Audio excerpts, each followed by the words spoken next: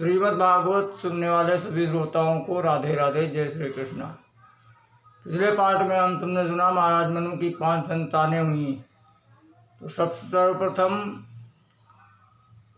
सुखदेव जी ने बेटियों का वंश बतलाया। तो सबसे पहले उसमें मझली बेटी माता देवहूति की कथा। माता देवहूति का विवाह कर्दम जी के साथ हुआ। तो जब ब्रह्मा जी ने कर्दम जी को संतान उत्पत्ति के लिए प्रेरित किया, तो कर्दम जी सर्वप्रथम माँ सरस्वती के नदी के तट पर जाकर 10,000 वर्षों तक तपस्या किया। और 10,000 वर्षों तक तपस्या किया, तब वहाँ पे भगवान हरि प्रसन्न हुए और उन्होंने कर्दम जी को दर्शन दिया। और कर्दम जी ने भगवान की स्तुति की और भगवान से कहते हैं कि प्रभु, तथा सोचाहम परिबोधु कामा समान शीला गृह में दधेनुम उपेयवान्मूलम शेष मूलम दुराशया कामुदुगांघ्रिपस्य।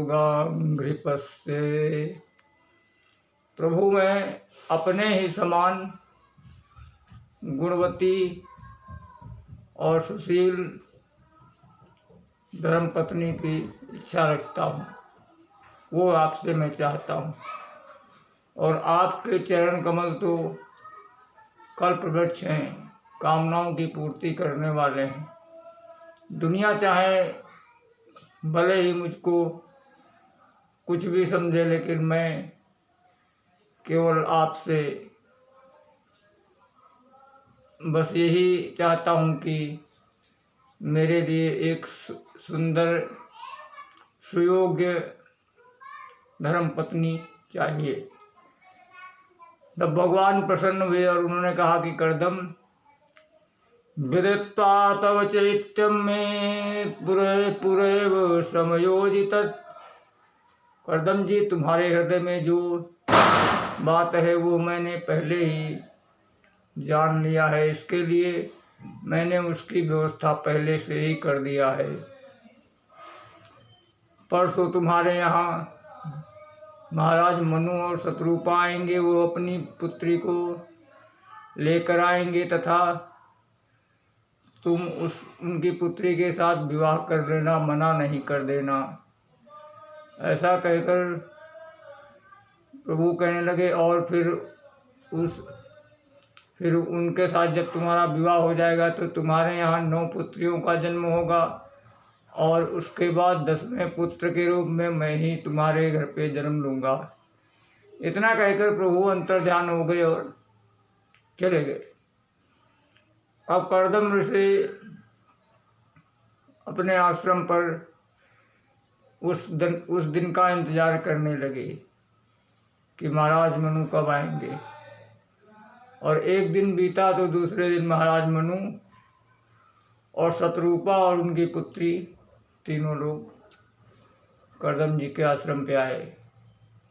तो महाराज मनु समस्त पृथ्वी के राजा है, इसके लिए कर्दम जी ने उनका दिव्य स्वागत किया। और फिर महाराज मनु ने कर्दम जी से कहा कि कर्दम जी, मैं अपनी पुत्री का विवाह तुम्हारे साथ करना चाहता हूँ। तब कर्दम जी ने कहा, मुझे स्वीकार है, लेकिन इसके लिए मेरी एक शर्त है। मैं एक शर्त पर ब्याह करूँगा कि जब इनके संतान हो जाएगी तब मैं भजन करने के लिए चला जाऊँगा। अब इसके लिए महाराज मनु ने अपनी पुत्री की तरफ देखा, तो उनकी पुत्री ने आश्वासन दे दिया और वहीं पे करदम जी का विवाह हो गया और मनु महाराज अपनी पत्नी शत्रुपा के साथ वापस अपने राज्य में चले आए। अब जब करदम जी का विवाह हो गया और जो उनकी पत्नी थी देवहूति, तो करदम जी विवाह विवाह हुआ नहीं कि तुरंत ही समाधि में चले गए। अब जब करदम जी समाधि में चले गए तो जो माता देवहूति थी वो भी बेचारी क्या करती, उन्होंने करदम जी की समाधि में ही सेवा करती रहीं और समाधि बहुत दिनों के बाद जब समाधि खुली, वो बहुत दिनों के बाद जो देवहूति थी उनके जो कोमल केश थे वो सभी जटाओं में परिणित हो गए। और जब हजारों वर्ष के बाद जब समाधि खुली करदम जी की, तो करदम जी ने एक दिन उनसे पूछा कि देवी जी आप कौन हो। तब देवहूति माता हाथ जोड़ कर कहती है कि महाराज आप मुझको ही भूल गए, मैं आपकी धर्मपत्नी हूँ और महाराज मनु की पुत्री हूँ। तब करदम जी को याद आया। तब करदम जी बहुत प्रसन्न हुए और कहते हैं कि देवी मैं तुम्हारी सेवा से बहुत प्रसन्न हूँ। जो शरीर प्राणियों के लिए सबसे प्रिय होता है उसी की तुमने परवाह न कर मेरे प्रति इतना सेवा समर्पण का भाव रखा। इसके लिए मुझे जितनी भी तपस्या के द्वारा सिद्धियां प्राप्त हुई हैं वो सब तुमको प्राप्त हो जाए। और करदम जी कहते हैं कि तुष्टो अहमद्य तव मानवीमानदाया शुश्रूषया परमया परया च भक्त्या यो देहिनामयमतीय सुदेहो नावेक्षिता समुचिता क्षपितुं मदीते नावेक्षिता समुचिता क्षपितुं मदीते। और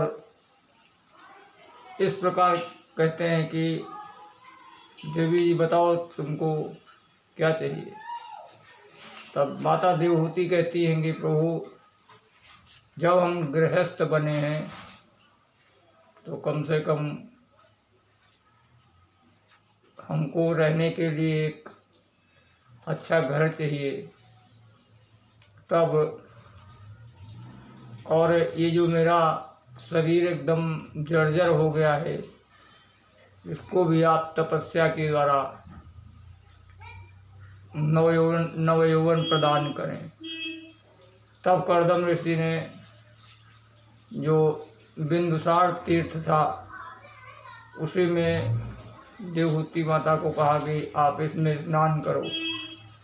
और वो जब स्नान करने गई तो जो ही डुबकी मार के बाहर निकले तो उन माता देवहूति के साथ हजारों दासियां और उनका शरीर जैसा पहले था वैसा ही नवयौवन संपन्न हो गया। और वो वापस आई। तब तक यहाँ पर करदम जी ने एक सुंदर विमान अपने योग बल के द्वारा सुंदर विमान का निर्माण किया। उसका नाम रखा कामग विमान। कामग विमान का अर्थ जो कामना के अनुसार गमन करे, उसका नाम था कामग। और सबसे अच्छा तो उसमें यह था न डीजल लगता न पेट्रोल, जहाँ संकल्प किया मन से वो वहीं पहुँच जाता। और वो विमान इतना बड़ा था कि उसमें ही महल और तरह तरह के चित्रकारी पक्षी, कृत्रिम पक्षी उसमें सब बने हुए थे। इस प्रकार महर्षि कर्दम और माता देवहूति हजारों वर्षों तक विहार करती रही और कालांतर में उनके यहाँ 9 बेटियों का जन्म हुआ। तो जब 9 बेटियों का जन्म हुआ तब कर्दम जी कहने लगे कि देवी अब मेरी आज्ञा पूरी हो गई, अब मेरी प्रतिज्ञा पूरी हुई, अब मैं चलता हूँ भजन करने के लिए। तो माता देवहूति ने कर्दम जी के चरण पकड़ लिए और कहा कि प्रभु ये सब बिटिया ही बिटिया हैं, और अगर आप चले जाएंगे तो इनका विवाह कौन करेगा, कौन इनको देखभाल करेगा, और अगर ये विवाह हो भी गया तो ये सब जब अपने घर को चली जाएंगी तो मेरी कौन रक्षा करेगा। इसके लिए प्रभु आप अभी बाहर तपस्या के लिए वन को मत जाइए और यहीं पे रहिए। अगर एक पुत्र होता तो वो मेरी सहायता करता। तब कर्दम ऋषि को याद आया, उन्होंने कहा अरे देवी जी आपने मुझको सही समय पे याद दिलाया। प्रभु ने कहा था कि कर्दम तुम विवाह करो, मैं तुम्हारे यहाँ पुत्र के रूप में जन्म लूँगा। और इस प्रकार कर्दम जी तपस्या के लिए नहीं गए और सोचे जब भगवान घर में ही आ रहे तो हम तपस्या करने क्यों जाएं। और कालांतर में महर्षि कर्दम के यहाँ ही भगवान कपिल देव का प्राकट्य हुआ। गुरु कपिल भगवान की जय। इस प्रकार कपिल देव का भगवान सांख्य योग के वेत्ता भगवान कपिल का जब जन्म हुआ तो ब्रह्मा जी दर्शन के लिए, और ब्रह्मा जी के साथ जो उनके पुत्र थे, उनके 10 पुत्र थे, लेकिन उनके साथ 9 ही पुत्र आए। और जो 10वें नंबर के नारद जी थे वो घुमक्कड़ थे, वो इधर उधर कहीं घूमने चले गए थे। तो जब ब्रह्मा जी के पास 7-9 पुत्र उनके ऋषि आए तो इधर कर्दम जी के यहाँ उनकी 9 पुत्रियाँ थी। तब कर्दम जी ने कहा कि प्रभु अगर आप बुरा ना माने तो एक बात कहें। ब्रह्मा जी बोले कहो। तो कर्दम जी कहते हैं कि प्रभु आपके यहाँ 9 पुत्र हैं और हमारे यहाँ 9 पुत्रियाँ हैं, क्यों ना हम इनका वागदान कर दें। तो ब्रह्मा जी कहते हैं सो बस शीघ्रम, क्योंकि ब्रह्मा जी को तो सृष्टि करनी थी, सृष्टि का विस्तार करना था। इसके लिए ब्रह्मा जी ने कहा कि सो बस शीघ्रम, जितना जल्दी हो सके कर्दम जी विवाह कर दो। और इस प्रकार कर्दम जी ने अपने सभी 9 पुत्रियों का विवाह ब्रह्मा जी के 9 ऋषियों के साथ कर दिया। मरीचि का विवाह कला देवी के साथ हुआ, अत्रि का विवाह अनसुईया के साथ हुआ, और वशिष्ठ का विवाह अरुंधति का। इसी प्रकार 9 कन्याओं का 9 ऋषियों के साथ विवाह कर दिया। अब सभी बेटियां तो अपने ससुराल चली गई, और अब कर्दम जी जब उनके आप कपिल भगवान प्रकट हुए तो कर्दम जी कहते हैं कि देवी जी अब मैं भी चलता हूँ तपस्या करने को। और अब की बार माता देवहूति ने कर्दम जी को नहीं रोका और कर्दम जी तपस्या के लिए चले गए। अब घर में माता देवहूति और बेटा कपिल। तो वहाँ जो कपिल भगवान थे वो समाधि में ही बैठ जाते और माता देवहूति इधर उधर विचार करती रहती। तो अच्छा, माताओं को अगर कोई बोलने बतलाने वाला ना मिले तो ऐसे ही बेचारी बीमार हो जाती। इनको कोई बोलने बतलाने वाला ना मिले तो अब बेटा कपिल जो थे वो तो समाधि में बैठे रहते। तो माता देवहूति को अकेलापन महसूस हुआ। तो एक दिन वो कपिल भगवान के पास जाकर बोली, बेटा मैं तुमसे कुछ कहना चाहती हूँ। तो कपिल भगवान कहते हैं कि कहो माता। तो माता देवहूति कहती हैं कि बेटा निर्विन्ना नितरां भूमन् हसत दर्शनात् येन संभाव्यमानेन प्रपन्नान्धं तम प्रभु। माता देवहूति कहती हैं कि बेटा, इन दुष्ट इंद्रियों के चक्कर में मैं पड़कर इस अंधकार रूपी संसार में पड़ी हूँ। इन इंद्रियों को तो जितना सुख भोग दोगे उतना ही ये और प्रबल होती जाती है। और जैसे अग्नि में घी डालने से अग्नि और प्रचंड होती है, उसी प्रकार इन इंद्रियों को जितना विषय भोग कराओगे उतना ही और विषय भोग को चाहती हैं। तो इसके लिए मैं तुम्हारी बेटा शरण में आई हूँ। तुम मुझे कोई अच्छा सा मार्गदर्शन दो, क्योंकि मेरे जैसा कोई भी, जितना सुख मैंने भोगा है उतना कोई भी संसार की नारी सोच भी नहीं सकती। मायके में रही तो सम्राट की बेटी बन के रही, और जब ससुराल में आई तो महर्षि कर्दम जैसी जो कर्दम ऋषि थे उनकी पत्नी बनकर हजारों वर्षों तक बिहार किया कामद विमान में घूमकर। और इतना सुख की कोई भी स्त्री कल्पना भी नहीं कर सकती है। फिर भी इन इंद्रियों को मैं बेटा इनसे बहुत परेशान हूँ, इसलिए तुम कोई अच्छा सा मार्ग दो। तो कहती हैं कि बेटा, तम त्वागताहं शरणं शरण्यं, तम त्वागताहं शरणं शरण्यं, सुबृहत् संसारितरोकुठारम्,